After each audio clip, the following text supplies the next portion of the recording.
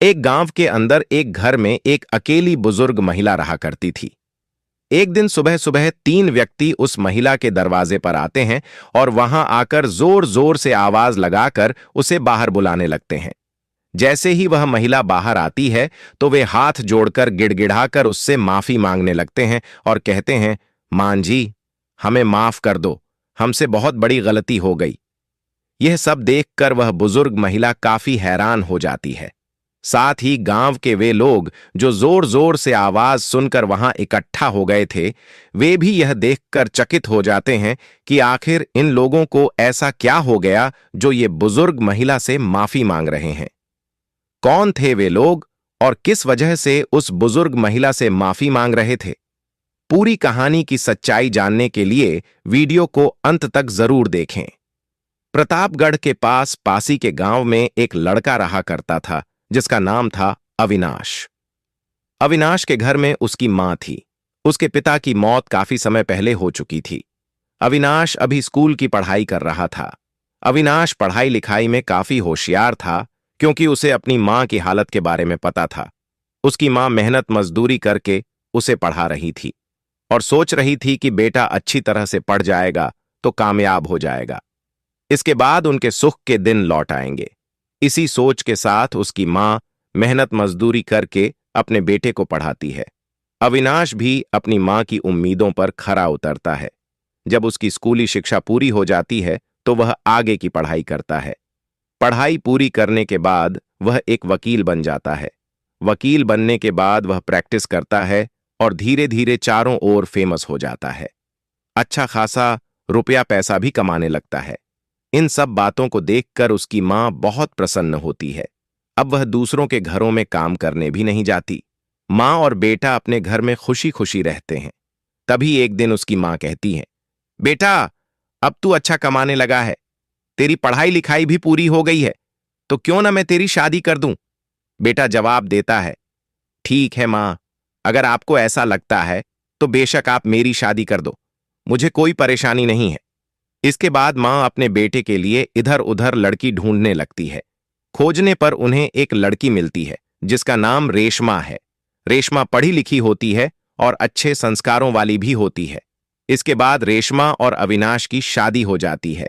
शादी के बाद रेशमा दुल्हन बनकर अविनाश के घर आ जाती है। अब अविनाश की तरक्की को देखकर उसके परिवार से जलने वाले कुछ पड़ोसी हो गए थे। पड़ोस में एक रामकिशन नाम का व्यक्ति रहता था जिसके 3 बेटे थे। तीनों के तीनों नालायक थे। उनके पास काफी पैसा था, लेकिन फिर भी वे कोई कामयाबी हासिल नहीं कर पाए थे। रामकिशन और उसके बेटे अविनाश के परिवार से जलने लगे थे। अविनाश इस बात को समझता था, लेकिन गांव का मामला होने के कारण वह उनसे कुछ नहीं कहता। छोटी मोटी बातों पर होने वाले झगड़ों को वह नजरअंदाज कर देता। इसके बाद अविनाश चाहता है कि वह शहर में एक घर बना ले और अपनी मां को वहां ले जाकर रहे। वह नहीं चाहता था कि गांव के झगड़े उनकी जिंदगी में तनाव पैदा करें। हालांकि अविनाश चाहता तो अपने पड़ोसियों के खिलाफ कदम उठा सकता था, लेकिन गांव का माहौल खराब ना हो, इस वजह से वह शांत रहता था। इसके बाद अविनाश धीरे धीरे पैसा इकट्ठा करता है। पैसा इकट्ठा करने के बाद शहर के अंदर एक अच्छा सा घर बना लेता है। जैसे ही उसका घर बनकर तैयार हो जाता है, वह अपनी मां से कहने लगता है, मां, मैंने शहर के अंदर घर बना लिया है, तो क्यों ना अब हम लोग वहीं पर चलकर रहें। इस बात को सुनने के बाद उसकी मां थोड़ी उदास हो जाती है। जैसे ही मां उदास होती है, बेटा उससे उदासी का कारण पूछने लगता है। मां कहती हैं, बेटा, इस गांव के अंदर मेरे जीवन की ढेर सारी यादें जुड़ी हैं। अब बुढ़ापे में मैं यहां से वहां कहां जाऊंगी। अगर तुझे जाना है तो तू चला जा, लेकिन मैं यहीं पर रहूंगी, इसी घर के अंदर, क्योंकि इस घर में तुम्हारे पिताजी की यादें हैं और उन्हीं यादों के सहारे मैं अपना जीवन व्यतीत कर लूंगी। अब बेटा कहने लगता है, ठीक है मां, अगर ऐसी बात है तो मैं भी यहीं रहूंगा। लेकिन मां अपने बेटे से कहती है, बेटा, जब तूने वहां पर घर बना लिया है तो अपनी पत्नी को लेकर वहां पर चला जा, अच्छे से अपनी जिंदगी व्यतीत कर, मेरी चिंता मत कर, मैं यहीं रहकर अपना गुजारा कर लूंगी। अभी मेरे हाथ पांव में ताकत है और मुझे कोई दिक्कत नहीं है। मैं खुशी खुशी तुम्हें वहां भेजना चाहती हूं, तो तुम बेशक वहां चले जाओ। मां की इन बातों को सुनकर बेटा पहले तो मना करता है, लेकिन मां के बार बार जिद करने पर वह उनकी बात मान लेता है। अपनी पत्नी को लेकर वह शहर चला जाता है, जहां उसने अपना घर बना रखा था। वहां रहकर वह अपने काम धंधे को करता रहता है और हफ्ते में एक दिन गांव आता है अपनी मां के पास। हर बार वह अपनी मां के लिए खाने पीने का सामान, सब्जी वगैरह लाकर रख देता है और फिर लौट जाता है। साथ ही वह बार बार अपनी मां से कहता है, मां, अब तो शहर चलो, काफी दिन हो गए हैं, हम लोग वहां पर अच्छे से सेटल हो गए हैं, आप भी हमारे साथ चलो। मां मना कर देती है। बेटा कहता है, मां, अगर आप नहीं चल रही हो तो मैं भी यहां आ जाता हूं, अब आप बुजुर्ग हो गई हैं। लेकिन मां कहती हैं, कोई बात नहीं बेटा, मैं यहां पर अपना समय आराम से व्यतीत कर लूंगी। सब कुछ अच्छी तरह से चल रहा था। चारों तरफ अविनाश का नाम था। सभी लोग उसे जानते और पहचानते थे। गांव में कोई भी केस होता तो लोग अविनाश को बुलाते और उसे अपने साथ ले जाकर केस की कार्रवाई करवाते। वहां के थाने के कुछ पुलिस वाले अविनाश को अच्छी तरह से जानते थे, क्योंकि अविनाश अक्सर उस थाने में आता जाता रहता था। फिर एक दिन अचानक जो पड़ोस का व्यक्ति अविनाश के परिवार से जलता था, वह अविनाश की मां से किसी छोटी सी बात पर लड़ाई करने लगता है। लड़ाई के दौरान वह सीधा थाने पहुंच जाता है और अविनाश की मां पर कार्रवाई करने की मांग करता है। जिस समय वह थाने गया, उस समय वहां वे पुलिस वाले नहीं थे जो अविनाश को जानते थे। थाने में केवल 4 पुलिस वाले थे, जिनकी नई नई पोस्टिंग वहां हुई थी। वे इस बात को सुनकर कार्रवाई करने के लिए तैयार हो जाते हैं। पड़ोस का वह व्यक्ति अपने पास से कुछ पैसे पुलिस वालों को दे देता है और कहता है, तुम्हें अच्छी तरह से कार्रवाई करनी है और उन्हें खूब खरी खोटी सुनाकर आना है, ताकि गांव के लोगों को यह भी पता चल जाए कि हमसे टक्कर लेने का क्या नतीजा होता है। अब पुलिस वालों को जब पैसे मिल जाते हैं तो वो भी पूरे तेज में वहां पर जाते हैं। वहां जाने के बाद अविनाश की मां को खरी खोटी सुनाने लगते हैं। अविनाश की मां, जिसकी उम्र काफी ज्यादा थी, उन्हें समझाने की कोशिश करती है। वह कहती है, बेटा, ऐसा मत करो, तुम्हारे लिए यह बहुत ही गलत हो जाएगा। लेकिन वो लोग उसकी एक नहीं सुनते हैं और उसके साथ खूब सारी गाली गलौज करते हैं। गांव वालों को इकट्ठा करके सभी गांव वाले यह सब कुछ देखते हैं। पुलिस वाले वर्दी में थे और अविनाश की मां उनसे कहती है, बेटा, रहने दो, ऐसा मत करो, मेरा बेटा वकील है और तुम्हारे साथ बहुत गलत हो जाएगा। लेकिन वो पुलिस वाले अविनाश को अच्छी तरह से जानते नहीं थे, इसी वजह से वो उससे गाली गलौज करते हैं और वहां से उसे थाने बुलाने के लिए कह देते हैं। वह कहते हैं, फौरन से थाने में आकर रिपोर्ट करो, वरना मैं महिला पुलिस लेकर आऊंगा और तुम्हें अपने साथ बैठाकर यहां से थाने ले जाया जाएगा। इसके बाद पुलिस वाले वहां से चले जाते हैं। अविनाश की मां अविनाश के पास फोन करके उसे बता देती है कि घर पर पुलिस आई थी और पड़ोस के उस व्यक्ति ने उनके खिलाफ मामला दर्ज कराया है। अविनाश की मां ने अपने बेटे को यह बात नहीं बताई थी कि पुलिस वालों ने उनके साथ गाली गलौज की है, क्योंकि अविनाश की मां अपनी जिंदगी से बहुत कुछ सीख चुकी थी। उसी सीख के आधार पर वह नहीं चाहती थी कि किसी भी व्यक्ति के साथ कुछ गलत हो, इसलिए उसने अपने बेटे को यह बात नहीं बताई। जैसे ही अविनाश यह बात सुनता है, उसे उस पड़ोस वाले व्यक्ति पर बड़ा गुस्सा आता है। वह तुरंत अपनी गाड़ी लेकर गांव पहुंच जाता है। गांव में जाने के बाद वह कुछ गांव वालों को इकट्ठा करता है। इकट्ठा करने के बाद वह उस व्यक्ति के पास पंचायत लेकर पहुंचता है। जैसे ही वह वहां पर पहुंचता है, वह उस व्यक्ति को समझाने लगता है। वह कहता है, देखो भाई, तुम पड़ोस के हो और गांव के रहने वाले हो। मैं नहीं चाहता कि अपने गांव के किसी व्यक्ति पर ही किसी तरह की एलिगेशन लगाऊं और उसे कानून के चक्कर में फंसाऊं। आप सभी लोग जो यहां बैठे हो जानते हैं कि मैं एक वकील हूं। मेरा काम रोज कोर्ट में बैठने का होता है। अगर मैंने इसके ऊपर किसी भी तरह का मुकदमा दर्ज कर दिया तो इसे रोज रोज वहां पर चक्कर लगाने पड़ेंगे और इसकी जिंदगी पूरी तरह से तहस नहस हो जाएगी। यह बात कहकर वह उसे समझाने लगता है। गांव वाले भी उसे समझाने लगते हैं। समझाने से वह व्यक्ति मान जाता है और अविनाश से माफी मांग लेता है। वह कहता है, मुझे माफ कर दीजिए, आगे से ऐसा कुछ भी नहीं होगा और आपको ऐसी बात सुनने को नहीं मिलेगी। सब कुछ निबट गया था। इसके बाद अविनाश अपनी मां के पास जाता है। वह अपनी मां से कहता है, मां, कोई बात नहीं, अब थाने जाने की जरूरत नहीं पड़ेगी, यहीं पर मामला सेटल हो गया है। गांव के जो कुछ बुजुर्ग व्यक्ति हैं उन्होंने कह दिया है कि थाने में जाकर यह राजीनामा जमा करवा देंगे। इसकी हमारी गारंटी है, कल जाकर राजीनामा जमा हो जाएगा। इसके बाद अविनाश वहां से वापस अपने शहर जाने लगता है। तभी गांव का एक लड़का जो अविनाश को अच्छी तरह से जानता था उसके पास आता है।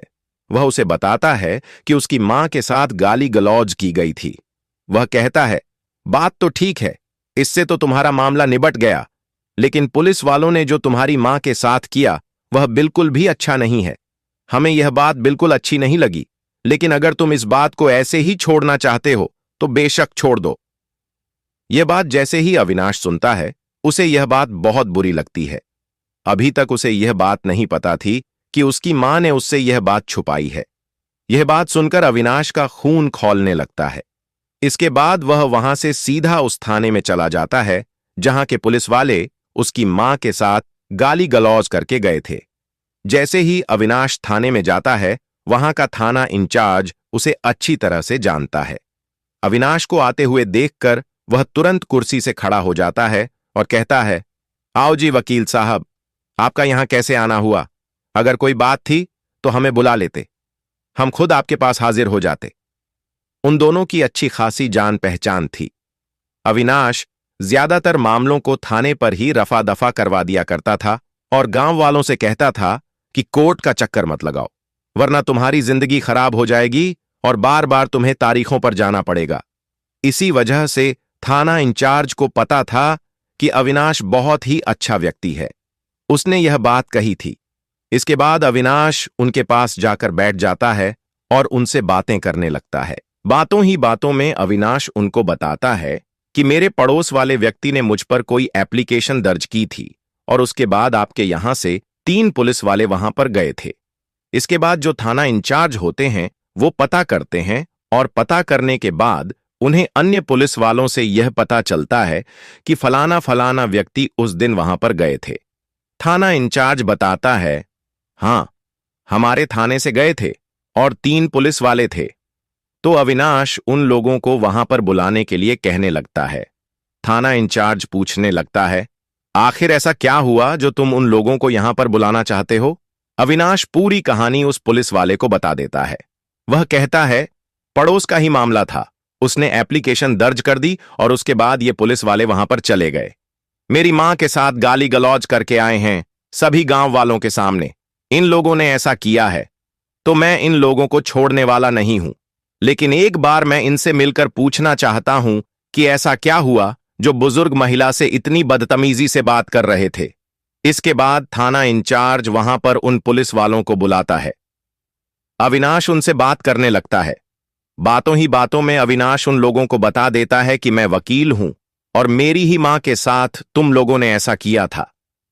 अब जैसे ही वे पुलिस वाले देखते हैं कि सामने वाला वकील है और हमारे साथ बहुत कुछ कर सकता है, तो वे एकदम से हाथ जोड़कर माफी मांगने लगते हैं। वे कहते हैं, साहब, हमें माफ कर दो, हमसे गलती हो गई। लेकिन जो अविनाश होता है वह उन्हें दूर करता है और कहता है, मुझसे माफी मांगने की कोई भी जरूरत नहीं है। तुम लोगों ने कानून का उल्लंघन किया है और उसकी सजा तुम्हें मिलकर रहेगी। तुम लोगों ने बिना जुर्म सिद्ध हुए एक बुजुर्ग महिला के साथ बदतमीजी की है और इसकी सजा तुम्हें भुगतनी पड़ेगी। इसके लिए मैं कोर्ट तक भी जाऊंगा। इसके बाद अविनाश वहां से ऐसा कहकर चला आता है। इसके बाद वह इस मामले को कोर्ट में ले जाता है। कोर्ट में जाने के बाद अविनाश उन लोगों के पुराने रिकॉर्ड निकालता है। निकालने के बाद उसे पता चलता है कि ये लोग रिश्वतखोरी भी किया करते हैं। तो तीनों के खिलाफ अविनाश कोर्ट में मामला दर्ज कराता है। मामला दर्ज कराने के बाद उन लोगों पर केस चलने लगता है। उन तीनों पुलिस कर्मियों को सस्पेंड कर दिया जाता है। सस्पेंड होने के बावजूद नौबत आ जाती है कि उन सभी को सजा होगी और उन्हें जेल काटनी पड़ेगी। अब जब पुलिस वाले देखते हैं कि वे सस्पेंड भी हैं और सजा भी काटनी पड़ सकती है, क्योंकि वकील साहब ने उनके पुराने केस निकालकर अच्छी तरह से केस बनाया था, तो वे बहुत घबरा जाते हैं। जो केस वकील साहब लड़ रहे थे उसमें कोई कमी तो छोड़ने वाले नहीं थे। इसी वजह से वे लोग अब जेल भी जाने वाले थे। वे अपने थाना इंचार्ज से पूछने लगते हैं, साहब, अब हम क्या करें? हम तो बुरे फंसे। हमने बहुत बड़ी गलती कर दी और वकील साहब तो मान ही नहीं रहे। इसके बाद जो थाना इंचार्ज होता है वह उनसे कहने लगता है, देखो भाई, इसमें मैं कुछ नहीं कर सकता। तुम लोगों ने जो बिना सोचे समझे किया है उसका भुगतान तो तुम्हें करना ही पड़ेगा। इसके बाद जो पुलिस वाले होते हैं वे थाना इंचार्ज से रिक्वेस्ट करने लगते हैं।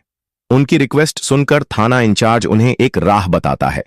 वह कहता है, जिस तरह से तुमने उसकी मां को जलील किया था उसी तरह से तुम उसकी मां से माफी मांगो, हो सकता है वह तुम्हें माफ कर दे।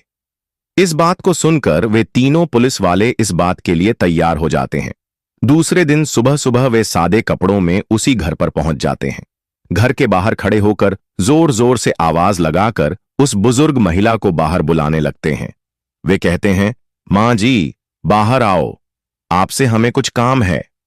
इस आवाज को सुनकर जो अविनाश की मां होती है वह बाहर निकलकर आती है। सामने देखती है तो वही पुलिस वाले होते हैं जिन्होंने कभी उसे बुरी बुरी गालियां दी थीं। जैसे ही अविनाश की मां उन्हें देखती है तो कहती है, हां साहब, बताइए, आपको क्या काम है? इस बात को सुनकर पुलिस वाले एकदम से हाथ जोड़ने लगते हैं। उनके सामने गिड़गिड़ाकर माफी मांगने लगते हैं। उनकी आवाज सुनकर गांव के लोग भी वहां पर इकट्ठा हो जाते हैं। गांव वाले यह देखकर बड़े ही हैरान होते हैं कि आखिर इन पुलिस वालों को ऐसा क्या हुआ जो ये लोग हाथ जोड़कर माफी मांगने लगे हैं। इधर जो अविनाश की मां होती है वह भी इन लोगों को देखकर बड़ी हैरान होती है कि इन लोगों के साथ ऐसा क्या हुआ जो ये मुझसे माफी मांगने आ गए। इसके बाद जो अविनाश की मां होती है वह कहती है, बेटा, क्या हुआ? तुम इस तरह से माफी क्यों मांग रहे हो?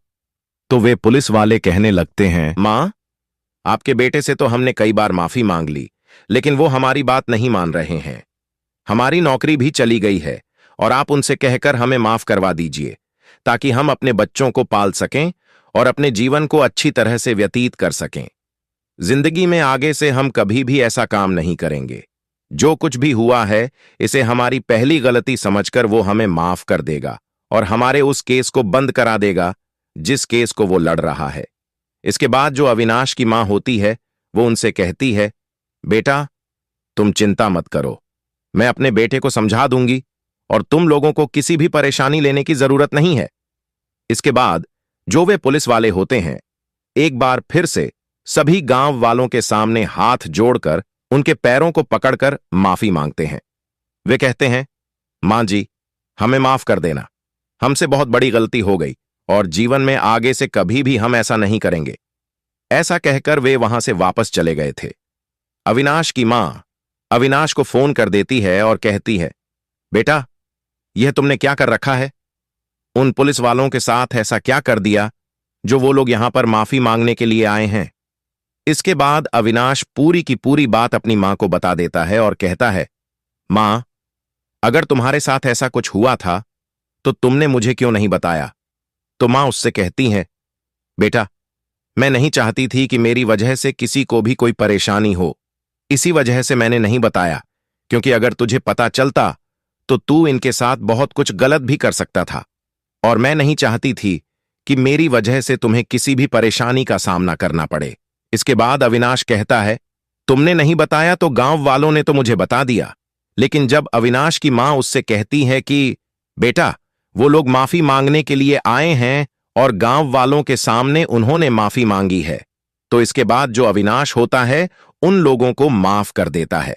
माफ करने के बाद जिस केस को वो उनके खिलाफ लड़ रहा था उस केस में राजीनामा कर लेता है और उन लोगों को माफ कर देता है।